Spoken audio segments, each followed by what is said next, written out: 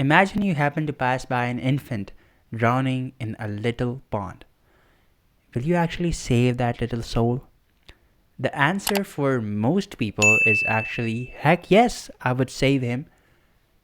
But on a global level, what 99% of human beings are doing is actually the exact opposite of this. And it was a few weeks ago when I saw this video, which actually gave me a lot of trouble sleeping. And it made me think how immoral and evil we actually are, including myself. And now, after watching this video, the next day something really interesting happened. That I was in a lot of the ways I was feeling guilt, and in some of the ways I was excited because I wanted to share this idea with a lot of the people that were around me.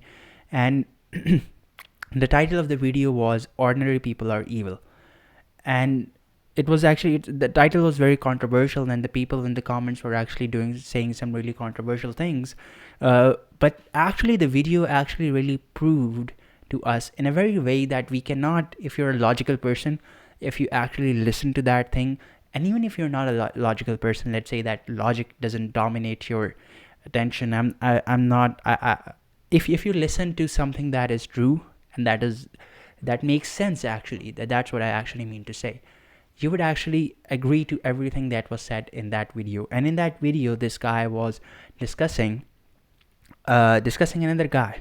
This guy was discussing a paper on philosophy, and it was actually on the philosophy of ethics. And this paper was written. This paper was titled "Famine, Affluence, and Morality," and it was written by Peter Singer. And a really quick side note here is we are trying to get Peter Singer on the show. So, Mr. Peter Singer, sir, if you're watching this, we'd love to have you and we'd love to have a conversation with you. So, it was actually a paper written by Peter Singer a few years ago. I think it's been decades at this point. He has written this paper, but the relevancy of that paper, Peter Singer is he's a professor in bioethics and in morality, in the philosophy of morality. And the relevancy of that paper is very true.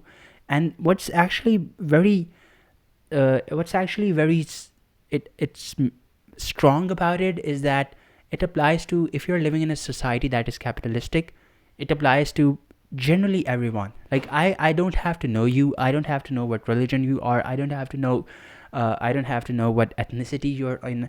I don't have to know which creed you belong to. I don't have to know your name. Nothing like that. And I can, based on the conclusions and the premises of what were written in that research paper, I could say, yes, you are an immoral person. Now, you don't have to take this personal. Disclaimer, don't take it personal. When I say you, I actually mean me as well. And Peter says that for roundabout all of population. So it's like, it's not that I'm saying that you are immoral and look at me how morally high I am, because when I watched that video, I actually also felt a lot of guilt. I'm being honest here. I felt a lot of guilt, and to this day, the levels of that guilt is within me. But the paper is actually very true. And I remember, the next day I went and I was excited. I was actually feeling guilty as well, and I shared this with people, and they actually realized it. But what most of us do when it comes to this is that we do realize that it's true, but there's some certain limitations that we actually have to play in and stuff like that. So we're going to talk all about it. The first thing that we have to start with, like if we have to start what actually Mr. Peter Singer said in Famine, Affluence, and Morality, the very first thing that we have to understand the difference between supererogatory and obligatory.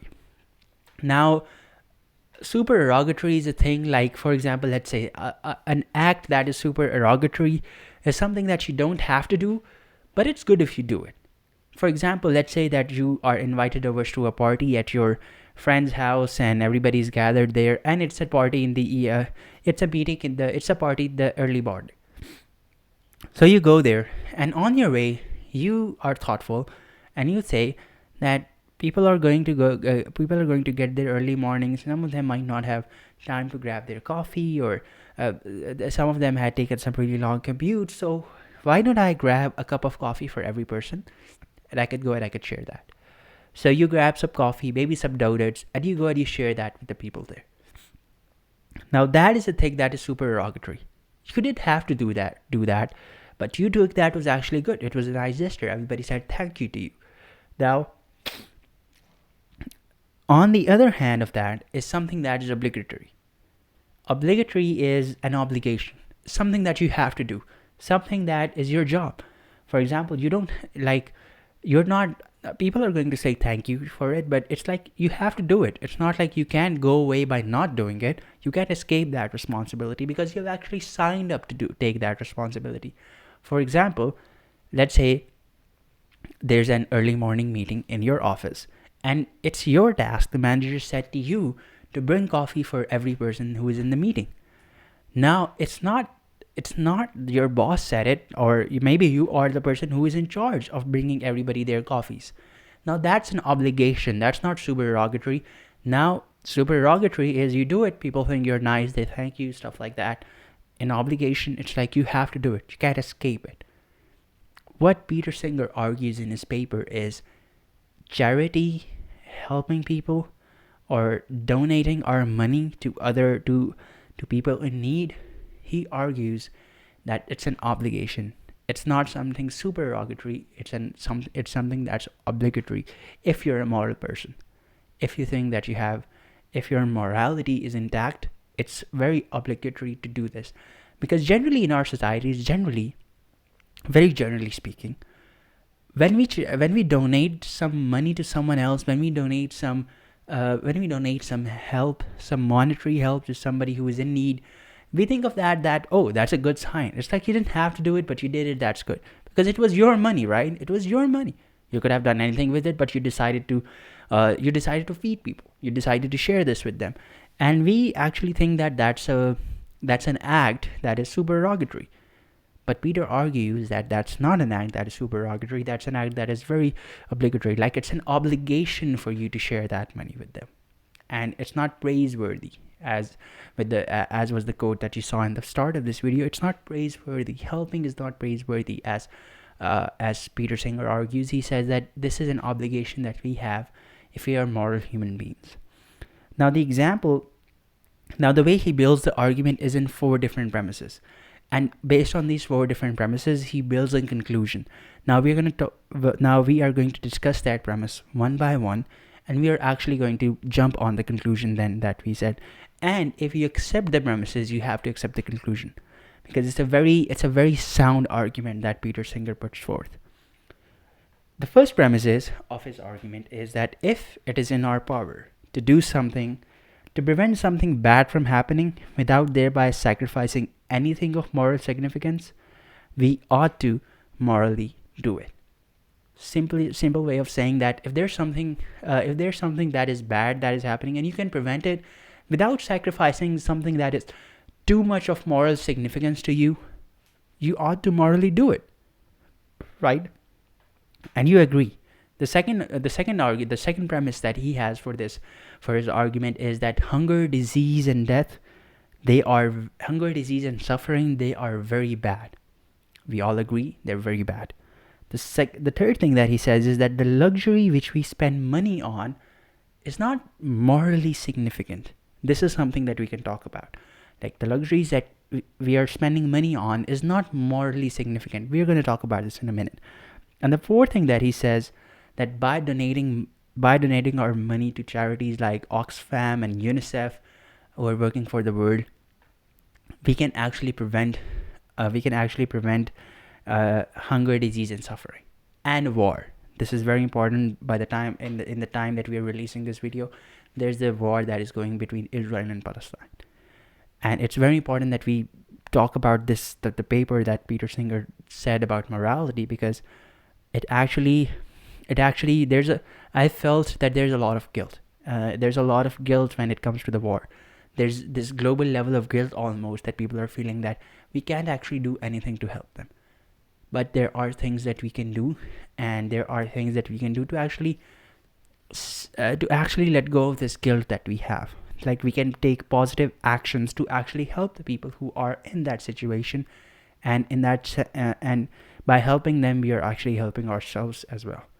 So now, as he says in the last point, by donating money to charities like Oxfam and UNICEF, who are working on these grounds, we can actually prevent hunger, disease, suffering, and I'm adding war to it. Therefore, he says, now these are the four premises. Now, if you accept these four premises, therefore, he says, we must morally donate the money we spend on luxuries to charities. We must morally, he says, the way he phrases this is that therefore we must morally donate the money that we spend on luxuries to prevent suffering, hunger, and disease. Now, you might be saying, now on this argument, if you think about this, like the first premise is, if it's in our power to prevent something, let's take an example that Peter Singer discusses, and then based on the example of that context, we can actually discuss this.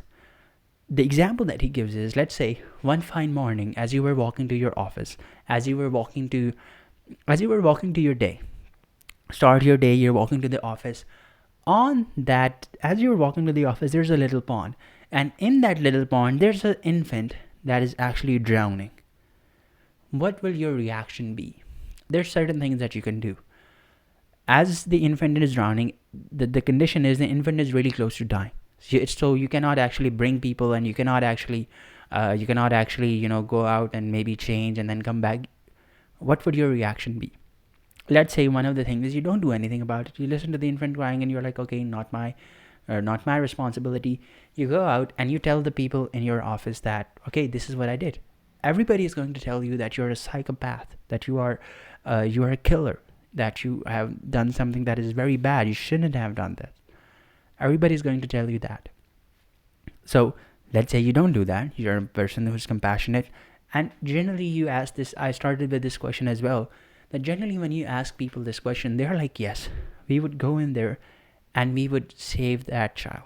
Now what you're sacrificing in that exchange for the exchange of the infant's life, what you're sacrificing is that you were going to the office, you had some really nice clothes on, and now they are going to get dirty. Like you had your shoes, you had your phone in your pocket, and you actually had to go into that pond to save. So your phone is going to go get ruined, your shoes, your nice clothes, all of them are ruined. These are the luxuries Peter Singer talks about. So you're sacrificing your luxuries to save those. But what are actually higher? You're looking good and your smartphone, or the life of that infant? What actually ranks higher on a moral scale? Obviously the life of that infant. And people would actually say, yes, I would actually, even if that means, most of the people would say that, even if that means that I have to sacrifice my phone, my clothes, I would do that. I would save that infant's child. Very good. Let's take that example further. Let's say that because you saved that infant's life once, let's say that you go around, you tell this story, and another day a friend calls you and he says that, okay, there's another infant, and he doesn't call 911. You don't have that kind of reasoning to do at that time for the purpose of this thought experiment. You don't have that access to those agencies. So your friend calls you and you are the actual person who can go to the pond and save that infant, and you're actually close. Let's say maybe you were shopping with your family, doing some stuff. What would you do? And you have to actually rush there to save that child's life. Most people would say, yes, I would rush there to save that child's life. What if it happens again? Most people still say that, okay, I would do that again too. I would happily, because the thing that I'm saving there is of moral significance, and what I'm sacrificing, maybe a few time with my family, maybe the clothes that I'm wearing, maybe my nice new shoes that I just bought yesterday, I am sacrificing those, but it's okay, because the thing that I'm saving in the exchange is actually of higher moral significance. So now, if you agree to that example, it is exactly what Peter Singer describes in his four premises as well. And that is that the problem that people have in this thing is with the third premise, that the luxuries which you spend money on are not of moral significance. And by luxuries, Peter Singer means a nice dining in the restaurant. That's also a luxury. Like most of the things that we're actually a nice car, like new clothes, because you have your old clothes and they're exactly fine. It's just they're a little out of fashion. Maybe buying the new phone as well, because your last one was working just fine, and you now all of a sudden you wanted to change it because the newer one is out, the newer version is out, and if you don't feel like you can buy, if you don't buy it, you feel like you'll maybe uh, stay behind people or stay behind in the social status, something like that. Those are all luxuries, as Peter Singer describes. And he says that if you're spending on those and if you're not donating, because there is a child dying on some part of the planet, there's a child that is dying there on any part of the planet. In fact, there was this video, and in this video, Peter Singer himself, he shows this footage, and this footage was from China, I guess, where there was a van driver. He hits a child, and actually runs his tire over him again, and he just moves out.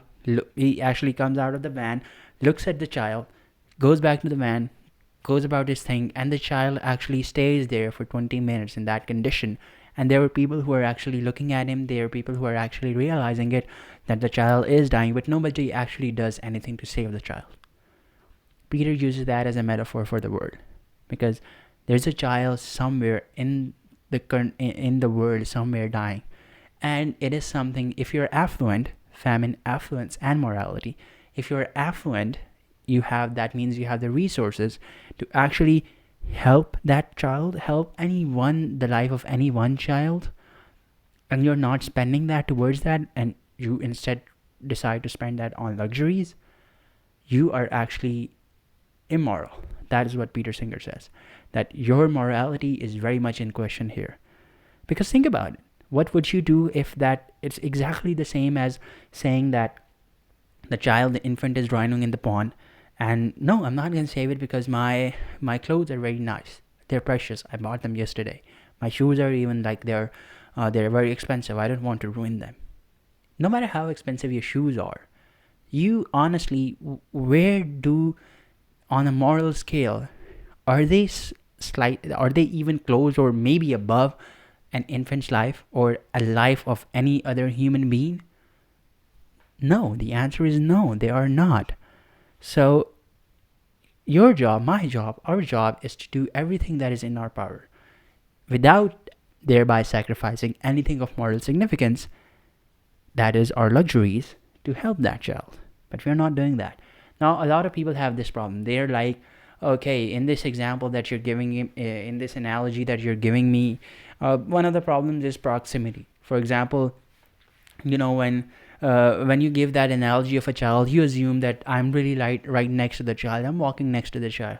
But in the real life, if there's a children that is dying in the war, if there's a children somewhere in part of Africa dying of hunger or of very preventable diseases, like, that's not my responsibility, because I'm not near to that child. I'm not near to that. I'm not in proximity to that area. Peter argues in this, the answer that Peter Singer gives is, this is actually no reason to not do anything, because the way our world is structured, maybe he says that maybe 100 years ago, what happened was, if there was a famine in one area of the world, people out of that area wouldn't actually know anything about it. As people living in the other part of the world, they wouldn't even think that there could be something like a famine going on in the world. But with globalization, with the age of internet and how connected we are, we can see videos, we are connected. There are charitable organizations that you can donate to, and very effectively they'll take your aid and actually they'll help the person in need.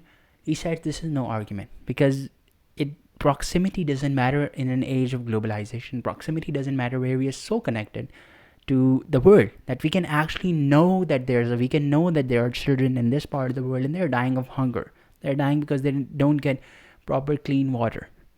So proximity is not an example. Now the other argument that you might have, you might say that, okay, the analogy that you're giving, you're assuming that on the scene it's just me and the child. There's no one else. So the responsibility falls on me. But in the real world, there are other people.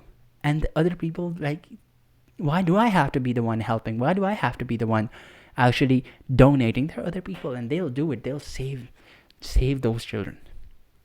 Now, the thing is, as Peter says, Peter's answer to this question is that that the presence of other people only matters if they're going to do something. Like if they're in that analogy, let's say there are other people who are actually looking at the pond, but nobody's doing anything. And let's assume nobody around you is actually going to do anything. They're actually going to let the infant die. Does that escape you of your moral responsibility to not do anything as well? Does that escape you of your responsibility to save the child's life? Because let's say that you go ahead and you tell everybody that, oh, this child was dying and this infant was dying, but nobody was doing anything, so I decided to just watch as well because nobody else was doing anything too. So even if there are other people, and even if there are people who are donating and helping as well, there are other areas where the responsibility that you have is the responsibility that is on you, and it's a moral responsibility on you as a human. So with that said, another counter argument to this is that charity is very bureaucratic. I don't want to give to these organizations because I think that because they'll not provide effective aid. The thing is, this is where Peter Singer comes up with this term called effective altruism. And effective altruism, he says, is all about being very effective and being very thoughtful with where you donate, being very thoughtful with where you give your money if you want to help people. And he says that, for example, an example he gives that is that it could cost you $50,000 to $60,000 to train a guide dog for a blind person, but it can cost you only $20 to $50 to cure trachoma for a blind person. To cure trachoma. Trachoma is a disease in the eye.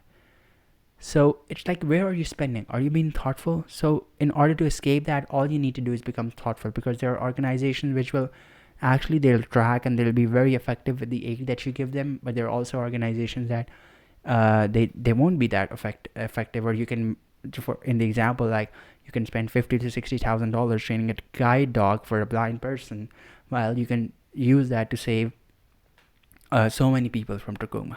So there, you have to be smart with that. And the other thing that I feel, all these arguments are good, but the last argument I feel is very important, that in the real world, there's so many infants that are drowning in ponds, in ponds, that you can actually go and help. That more of morally awakened people actually need to go out and help them. And I think one of the things that people say is like, but how much do I donate? Like, isn't it like, should I just go live a life of shall I just become a monk, let go of all my luxuries and let go of all, never buy a new shirt and never go out in restaurants? And I feel the answer to that is very, according to Peter Singer and the argument that he puts in his paper, the answer to that is also, it's yes. There are two arguments that he puts, and according to the stronger one, the answer is yes, that you should donate as much as you could. But according to the weaker argument, and this is the one that I actually resonate more with for some reason, it is that donate to the level where you don't fall to the donate in a way that where you don't fall to the level of that person, so you're able to help that person. Like if you are at the same level of that person, you won't be in a situation to help them. So it doesn't mean you have to become total monks. It doesn't mean you have to give away, like you have to give up all of your luxuries, let loose all of your wealth. And it doesn't mean that. And now another question that actually comes up with it is like, isn't it a burden to... another question that before this, the question that comes up with this is that it was a very nice debate on Oxford Union. And the debate was, is it immoral to be a billionaire? And there were all these speakers, and the Peter Singer was there as well. And actually, what side do you think Peter Singer was on? Was it on the side of the affirmative, that yes, it is immoral to be a billionaire? Or is he on the negative side? Actually, he was on the negative side. He was not on the side where he was cursing billionaires for all the billions they have, because he said that actually a lot of billionaires are actually, he said the key sentence that he said, that it is not immoral to be a billionaire, it is immoral to die a billionaire. Because if you have all that wealth and you use it up and you're stocking it and you're keeping it, all of that, he says that there are billionaires in the world, like he gives the example of Warren Buffett and Bill Gates with the Bill and Melinda Foundation, where they're spending so much, where they're giving so much away to actually these causes. So they are the people who are actually getting in the trenches, and they're actually helping the people in need, helping the infants drowning in ponds. And you might be thinking like, okay, do I have to be a billionaire to do this? No. There are also examples, you can read more about Peter Singer's work. There are also examples of people who are like normal average people, affluent people in the first world countries. They spend a lot of their good wealth in this way, and they're also living off very well. And that is where I feel that the last question that we have is this is where it comes up, that isn't it a burden to give so much away? Isn't it a burden to give so much away? And the answer that Peter Singer has for you is, in this sense, is that maybe it is difficult to be a moral person. Maybe it is a bit, you have to carry some of that burden to be a moral person, and actually save these children and save people. So, but one of the beautiful things I feel about all of this is there are two things that I feel. The first is the Sisyphus problem, and the second is consumerism. The Sisyphus problem is, as all of our life are like, the most of the things that we're doing in our lives they feel like Sisyphus. They're like you're pushing rock up an hill and it eventually comes back down. And the other one is consumerism. Like, we are in an age of consumerism. We get the new phone as soon as it comes out, and we want, like, we are basically consumeristic societies. The reason to come out of that and feel more fulfilled to your core, because when we are being selfish, I feel the more selfish you are, the less satisfaction or the less fulfillment that you will feel in life. It's not like I cannot prove it to you like this is a mathematical formula, but generally you'll see people who are more self-centered, they'll be less fulfilled.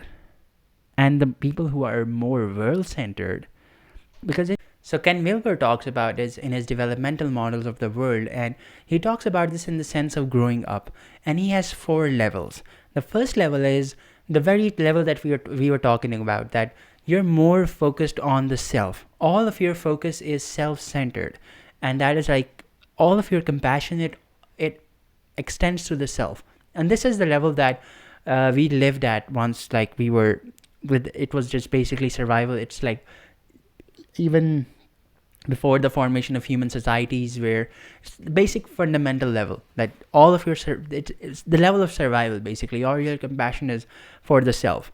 The other level, the next level above that, is when your compassion extends to your ethnicity. This is when your compassion extends to the people who are of your same color, of your same creed, of the same religion, the same society, the same creed, color, religion, society, those things. This is where your compassion extends to that, and the people beyond that, the people who are not of the same ethnicity, color, society, creed, religion, you basically say your compassion doesn't extend to them. A level above that is world-centered, and world-centered is when your compassion extends to the people, all of the people in the world.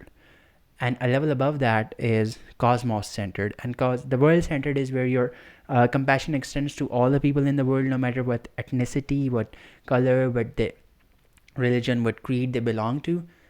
Cosmos-centered is when your compassion extends to the entire cosmos, and by the cosmos we mean that all the organisms that are living on this planet, animals, bugs, all of them, where your compassion extends to the very nature of the cosmos itself. So what this does is, what Peter Singer's method of effective altruism does, is it brings us out of the Sisyphus problem, it brings us out of the consumerism level, and it allows us to be less selfish. And in the result, it also allows us to be more moral human beings who are not just self or ethnocentric. They're not egocentric, not ethnocentric, they are world centric or cosmocentric at that even next level. And with that said, if you have not subscribed to my newsletter called Truth Thursdays, where every Thursday I send bite sized wisdom for you to become a better human being, just like the one that we discussed on this podcast, but it's delivered to your inbox. Sign up for it right now. The link to sign up to that is in the description. And with that said, let us all learn from this and let us all work on the moral guilt that I'm sure that we must be feeling. And the moral guilt is not a bad thing. It's actually a good thing because it allows us to become a better version of ourselves. It allows us to rethink the way that we are living. And the final note is that there's no number that I can give you. Depends on you as much moral guilt as you feel that you can, how much moral guilt you feel, and how much are you willing to let go of your luxuries to actually help that person, to help somebody in need. With that said, I'll see you in the next one. Till then, adios. If you have enjoyed watching this video, don't forget to watch this video on my side. It also relates to physics, philosophy, and personal development. And also, don't forget to subscribe. Continue seeking truth and become a truth seeker.